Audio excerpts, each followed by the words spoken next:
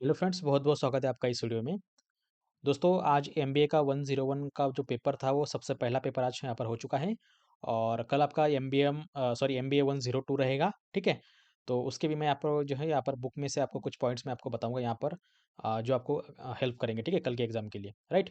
तो जैसे टाइम था यहाँ पर 3 घंटे का, टोटल मार्क्स थे 80 मार्क्स। हम यहाँ पर आज के पेपर की बात कर रहे हैं यहाँ पर और हमने जो क्वेश्चन दिए थे, उनमें से काफ़ी यहाँ पर क्वेश्चन्स आए थे, जैसे कि फाइनेंशियल मैनेजमेंट पर स्टेटमेंट पर यहाँ पर क्वेश्चन आया था। और यहाँ पर जो है कांसेप्ट ऑफ अकाउंटिंग इस पर भी क्वेश्चन आया था। ट्रायल बैलेंस का हमने वहाँ पर आपको प्रॉब्लम में बताया था, लेकिन इसका ये थ्योरी में क्वेश्चन आ गया, ठीक है? और रेवेन्यू एक्सपेंडिचर ये तो आप अपने खुद से मन से लिख सकते हैं और प्रॉफिट एंड लॉस का ये भी यहाँ पर क्वेश्चन आया था, ठीक है? तो अगर हम यहाँ पर बात करते हैं तो आपको यहाँ पर लगभग जो है आपने जो है आपको यहाँ पर देखिए 4 क्वेश्चन आपको लिखने थे 5 में से, तो यहाँ पर आपको 5 में से 4 लिखने थे, तो आपको जहाँ पर आपने टोटल क्वेश्चन लिखा होगा, ठीक है? तो मान लो कि एक आपने पूरा पेज लिखा होगा अच्छे से, तो आपको 4 मार्क्स मिलेंगे, ठीक है? या फिर 3 मार्क्स मिलेंगे। तो हम एवरेज निकाल के यहाँ पर जो है, अगर हम यहाँ पर बात करते हैं 4, ठीक है? तो आपको यहाँ पर 4 क्वेश्चन लिखने थे, ठीक है? तो 4 चौक 16, ठीक है? तो इसका मतलब आपको यहाँ पर आराम से 15 मार्क्स जो है आपको इसमें आराम से मिल जाएँगे, ठीक है? अगर आपने अच्छा खासा लिखा होगा तो, ठीक है? अभी अगला क्वेश्चन यहाँ पर बात करते हैं, तो यहाँ पर अगर हम बात करते हैं देखिए यहाँ पर अकाउंटिंग साइकिल, ठीक है? अभी देखिए इसमें अकाउंटिंग का ऑलरेडी ऊपर एक क्वेश्चन आया था, ठीक है? अकाउंटिंग का, ठीक है? तो इसका आपको यहाँ पर साइकिल लिखना था। बहुत सारे क्वेश्चन जो है इसमें सिग्निफिकेंस वगैरह, रोल्स वगैरह सब कुछ सेम ही था इसमें।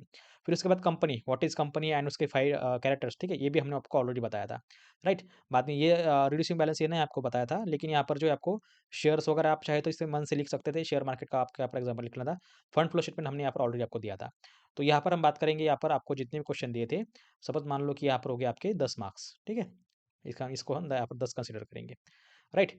आगे चलते हैं आप यहाँ पर जैसे मैंने आपको बताया था कि जो कंट्रीब्यूशन वगैरह, ठीक है? पीवी रेशियो एंड बीईपी आपको निकालना था, ठीक है? यहाँ पर आपको कोई भी 2 निकालने थे, कंट्रीब्यूशन, पीवी रेशियो या फिर बीईपी, ठीक है? तो यहाँ पर आपने तीनों भी निकाला होगा और अच्छे से, अगर आपने आपको पता होगा, ठीक है? कैसे निकालना था अब यहाँ पे आपको सबको पता होगा। जो ठीक है? यहाँ पर जो है फिक्स कॉस्ट, वेरिएबल कॉस्ट, इसका आपको माइनस करना था, यहाँ पर आगा डिफरेंस 1 लाख और इसका यहाँ पर 4 लाख, ठीक है? तो पीवी रेशियो किस प्रकार से आता था? 4 लाख अपॉन 1 लाख, ऐसा कुछ तो समथिंग आ रहा था, ठीक है? राइट? आपने अगर सही से लिखा होगा तो। उसके बाद यहाँ पर जो है क्लासिफिकेशन ऑफ ओवरहेड्स, ये मैं आपको ओवरहेड्स में आपको बताया था, ठीक है? ये प्रॉब्लम हमने बात नहीं की थी, लेकिन यहाँ पर हमने जो है फ्लेक्सिबल बजट की बात की थी और फाइनेंशियल मैनेजमेंट की हमने बात की थी, राइट? ये भी क्वेश्चन यहाँ पर सेम रिपीट हुआ था ऊपर जी, फाइनेंशियल मैनेजमेंट, ठीक है?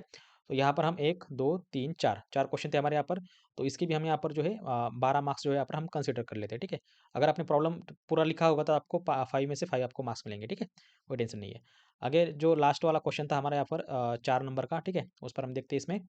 तो 4 नंबर देखिए यहाँ पर जो है आपको करंट रेशियो और क्विक रेशियो निकालना था, ठीक है? तो ये जो आपका ये फ्लेक्सिबल बजट का अंदर ये प्रॉब्लम आता था, आपको ये मैंने आपको कल बताया था, ठीक है? अगर आपको ये आपने नहीं लिखा हो तो इसको आप ऑप्शन में डाल दो, ठीक है? तो व्हाट इज़ कैपिटल, यानी कि जो सोर्स ऑफ फंड होता है वो यहाँ पर आएगा। फाइनेंशियल लीवरेज और फाइनेंशियल स्टेटमेंट लगभग सेम ही है। अकाउंटिंग रेट ऑफ रिटर्न ये भी आया था, एआरआर, ठीक है? वर्किंग कैपिटल ये भी आया था इसमें, ठीक है? तो इसके भी हम यहाँ पर जो है 15 मार्क्स यहाँ पर हम कंसीडर करेंगे, ठीक है? तो अगर हम यहाँ पर टोटल बात करते हैं तो हमारे कितने मार्क्स हो गए यहाँ पर 15, 10, 25, 25 और 10, 35, 37, 37 और 15 की हम यहाँ पर बात करेंगे तो ये होगा लगभग 50 के ऊपर, ठीक है? तो टोटल आपको यहाँ पर जो है 50 के हम यहाँ पर डिमांड कर देते हैं, ठीक है? तो 100 में से हमको यहाँ पर मिल जाए, सॉरी 80 में से हमको मिल जाएँगे यहाँ पर 50, ठीक है? और प्रैक्टिकल में आपको जो है 15-16 मिल जाएँगे, तो इसका आपका लगभग जो स्कोर रहेगा वो आपका 65 के ऊपर आ जाएगा 100 में से, ठीक है? तो 65 के ऊपर आएगा, इसका मतलब होता है कि आपका जो सीजीपीए रहेगा वो समथिंग 8.5 के प्लस जाएगा, ठीक है? तो 8.5 के ऊपर आपका सीजीपीए जाएगा, ठीक है? इसमें ग्रेड भी जो आपका जो रहेगा, ठीक है? ए प्लस या फिर बी प्लस जो भी रहेगा आपका वो, ठीक है? सो आई होप गाइस आपको ये समझ में आया होगा। तो आज काफ़ी मतलब अगर हम बात करेंगे यहाँ पर, तो लगभग जो है 50 मार्क्स का यहाँ पर जो है पेपर आया था आज का, ठीक है? मतलब काफ़ी सेम क्वेश्चन आए थे। तो चलो अभी हम जो कल हमारा एग्ज़ाम है उसके बारे में आज हम बात करेंगे। इसको मैं क्लोज़ कर देता हूँ, ठीक है? तो ये है एमबीए 102 का बुक। अभी ज़्यादा टाइम नहीं है हमारे पास और थोड़ा नेटवर्क का इश्यू भी है इधर और वाईफ़ाई का भी इश्यू है, तो इसी वजह से हम जो है आपको बुक में आपको कुछ पॉइंट्स बताएँगे, ठीक है?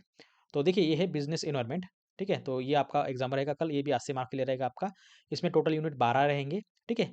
और इसमें आपको टॉपिक भी मिलेंगे। तो इनमें से हम कुछ पॉइंट्स को आपको हाइलाइट करके बताएँगे और साथ ही आपको पेज नंबर भी बताएँगे। तो उसको आपको यहाँ पर फ़ॉलो कर देना है, ठीक है?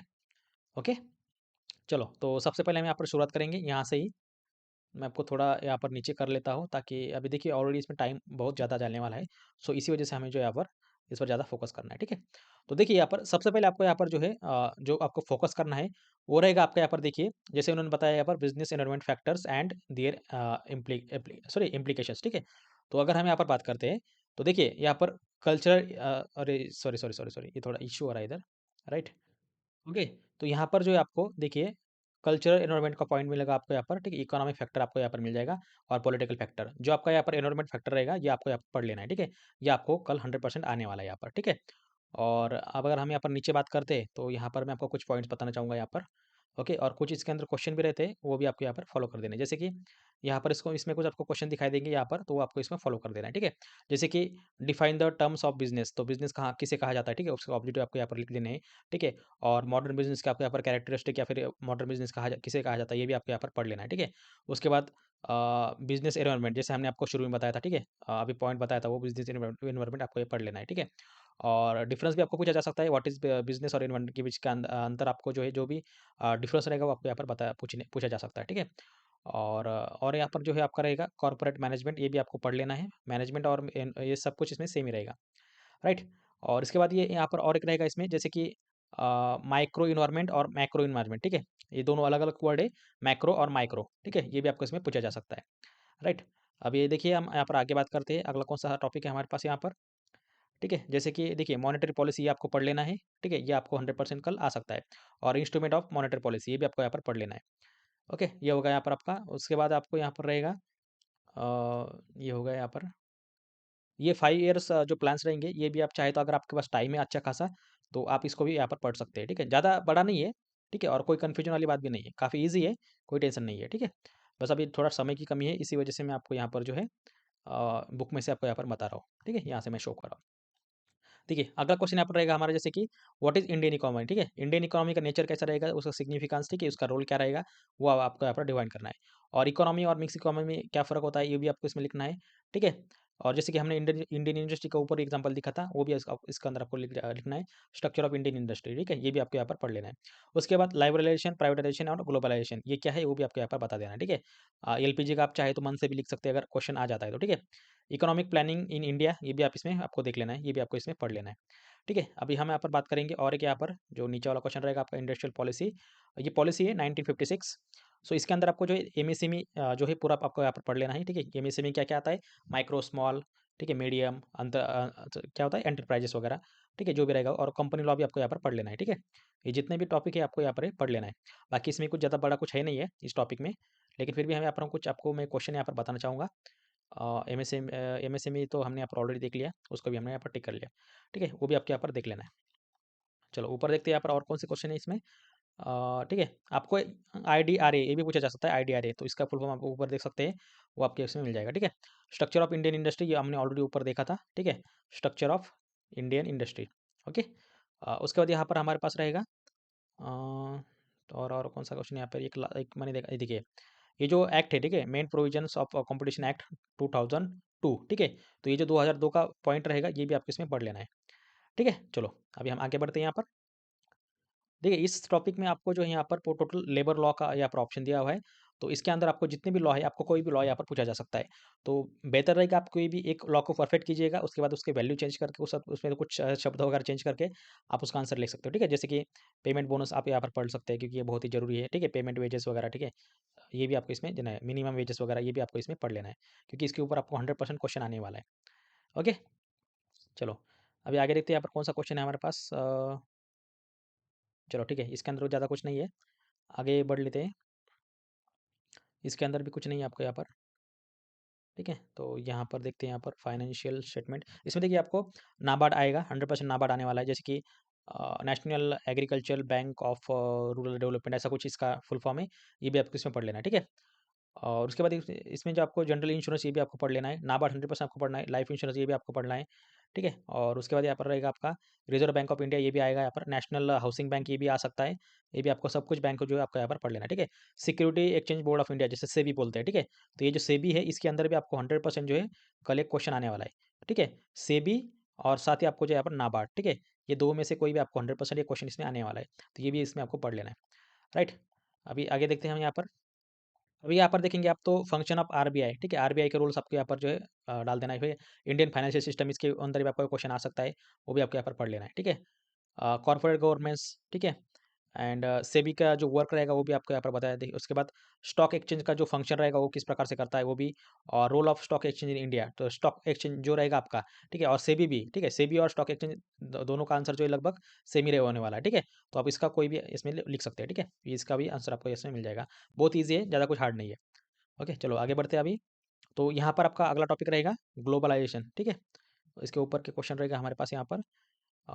CSR पढ़ सकते हैं आप, बाकी बाकी कुछ नहीं से पढ़ा। ओके, आपके यहाँ पर गैट, WTO, ग्लोबलाइजेशन, ये तीनों भी आपके यहाँ पर पढ़ लेने हैं, ठीक है। और जल्दी से इसको आप मार्क करके रख सकते हो, ये बहुत ही इंपॉर्टेंट रहेगा आपको कल के लिए। देखिए जैसे कि बैलेंस ऑफ पेमेंट, BOP, ये भी आपको पढ़ लेना है यहाँ पर। बैलेंस ऑफ POP ये आपको यहाँ पर आने जाएगा। और इंडिया ट्रेड पॉलिसी, ये भी आपको यहाँ पर जो पॉलिसी आपकी वो भी आपको यहाँ पर जो है पढ़ लेनी है, ठीक है। बाकी इसमें जो FDI वगैरह रहेगा ये सब कुछ आप जो है एक बार आप इसको पढ़ सकते हो, ठीक है। WTO ये भी आ सकता है, कंसेप्ट ऑफ गेट, भी मैंने आपको यहाँ पर ऑलरेडी बताया था, ठीक है, वो भी इसमें आने वाला है। National income business cycle human development, ठीक है। अभी इसके अंदर हम देखते हैं यहाँ पर इसमें क्या क्या आ सकता है। तो नेशनल इनकम ये तो छोड़ दो, इसका हम सीधा क्वेश्चन देखेंगे लास्ट में। इसमें आपको काफ़ी कुछ दिया हुआ है, कंफ्यूज मत होइए, ठीक है, काफ़ी इजी है। व्हाट इज GDP, देखिए GDP सबको पता होगा, ग्रॉस डोमेस्टिक, ठीक है, जो भी रहेगा आपका प्राइस। GDP एंड GNP का, इसमें आपको GNP और GDP पूछा जा सकता है, उसका डिफरेंस भी आपको यहाँ पर जो है पूछा जा सकता है, ठीक है। और नेशनल इनकम किसे कहा जाता है, GDP कहा जाता है, तो वो भी आप इसमें लिख सकते हो। और पर्सनल इनकम किसे कहा जाता है, ठीक है, national income and personal income, वो भी आप इसमें बता सकता है। बिजनेस साइकिल भी यहाँ पर आपको पूछा जाएगा। गुड्स एंड सर्विस, इसमें जो आपको एज आप GST का एग्जाम्पल इसमें लिख सकते हैं, ठीक है। तो GST जो है ये नई पॉलिसी है, ठीक है, तो अभी ये भी आप इसमें ऐड कर सकते हो, राइट। एंड इसमें कुछ ज़्यादा कुछ और बड़ा नहीं है। उसके बाद जो major reasons for poverty in India, ठीक है, जो गरीबी इतनी क्यों है, तो इसके भी आपको यहाँ पर रीजन वगैरह इसमें आपको पूछा जा सकता है, ठीक है, वो भी आप इसमें लिख सकते हो। अभी देखते हैं यहाँ पर 2-3 टॉपिक रह गए हमारे पास, इसमें भी देखते हैं कुछ। तो सीधा हम यहाँ पर जो लास्ट में चलेंगे यहाँ पर। ओके, तो देखिए यहाँ पर आपको मिल जाएंगे यहाँ पर काफ़ी रूरल डेवलपमेंट, ये भी आपको यहाँ पर पढ़ लेना है। कोई भी आप टॉपिक यहाँ पर पढ़ सकते हैं रूरल एग्रीमेंट का, ठीक है। एग्री बिजनेस कहा जाता है, किसे कहा जाता है, वो भी आपको यहाँ पर देख लेना है। कुछ भी हार्ड नहीं है, बस काफ़ी ईज़ी है, बस आपको यहाँ पर जो है थोड़ा ध्यान देना है। और एक बार आप इसे पढ़ेंगे तो आप आराम से जो है एज़ अ स्टोरी आपके मन में ये फिट हो जाएगा, ठीक है। प्रोप्राइटरशिप किसे कहा जाता है, पार्टनरशिप किसे कहा जाता है, ये भी आपको इसमें पूछा जा सकता है, ठीक है। और sole proprietorship, form of business organisation, ये भी आपको इसमें पूछा जा सकता है, राइट। एक्सप्लेन द मेरिट और डिमेरिट्स एम कॉमर्स, ये 100% आपको आने वाला है, ठीक है। एम कॉमर्स यानी कि ई-कॉमर्स, ठीक है। एम कॉमर्स, ई-कॉमर्स दोनों सेम ही होता है, ठीक है। और ई-कॉमर्स टेक्नोलॉजी भी आपके इसमें आ सकता है। ई-कॉमर्स, एम कॉमर्स, इस पर आपको कोई भी क्वेश्चन आ सकता है कल के एग्जाम में, कंफ्यूज मत हो जाएगा, बहुत ईजी है, राइट। देखिए अभी, ठीक है, ये खत्म हो गया हमारे यहाँ पर क्वेश्चंस, जितने भी थे उतने, ठीक है। तो काफ़ी ईजी है।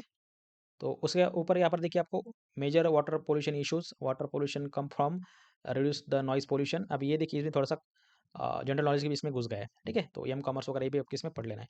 काफ़ी ज़्यादा कुछ नहीं इसमें, काफ़ी ईजी है, ठीक है। अभी 9 बज गए हैं, मैं आपको थोड़ी देर में इसको अपलोड करके दूंगा आपको, ठीक है। सो आई होप गाइस आपके समझ में आया होगा। तो कल के पेपर के लिए बेस्ट ऑफ लक। आज का पेपर अच्छा खासा गया आपका, तो कल का भी आपको अच्छा ही जाएगा, ठीक है। कल का तो बहुत ईजी है, आज के पेपर से भी। आज का अकाउंटिंग था, काफ़ी लोगों ने यहाँ पर जो है कैलसी वगैरह ऊपर साथ में नहीं लाया था, कैलकुलेटर वगैरह, तो 2 प्रॉब्लम्स आए थे, तो आपको कैलकुलेटर की जो आवश्यकता थी, ठीक है।